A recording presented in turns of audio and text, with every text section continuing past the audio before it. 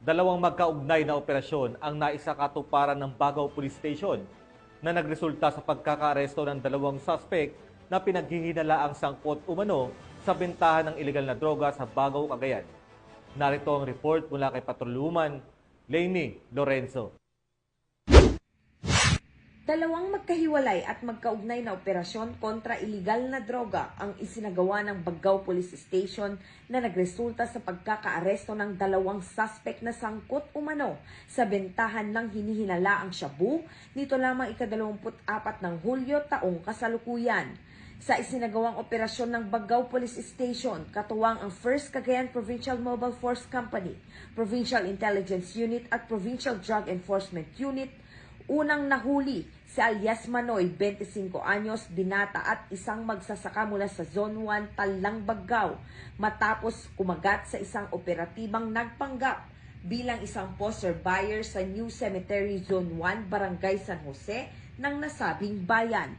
Nakumpiska mula sa kanya ang dalawang sachet ng hinihinalaang shabu na tinatayang nagkakahalaga ng 2,040 pesos.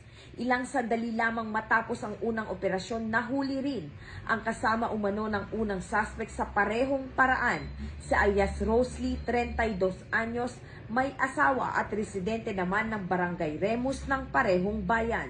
Nakumpiska sa kanya ang dalawang heat-sealed sachet ng hinihinalaang shabu na nagkakahalaga naman ng 1,850 pesos at ilang mga drug paraphernalia. Ayon sa otoridad, ito na ang ikalawang beses na nahuli si alias Rosley dahil sa illegal drug trade. Una siyang naaresto ngayong buwan ng Hulyo dahil sa raid, pero nakalaya matapos magpiyansa. Sa panayam, inamin ng ginang na inutang lamang niya ang ipinampiyansa noon kaya't napilitang bumalik sa pagbebenta ng iligal na droga upang mabayaran ito. Aminado naman ang suspect sa kanyang iligal na gawain at naghayag ng kahandaan na makikipagtulungan para sa mga otoridad. Matapos ang dokumentasyon at inventaryo, dinala na ang ginang sa istasyon ng pulisya para sa kaukulang investigasyon.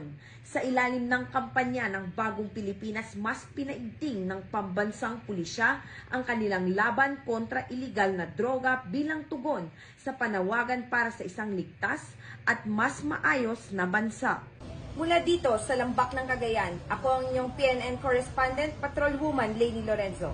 Alagad ng batas, tagataguyod ng Balitang Pulis.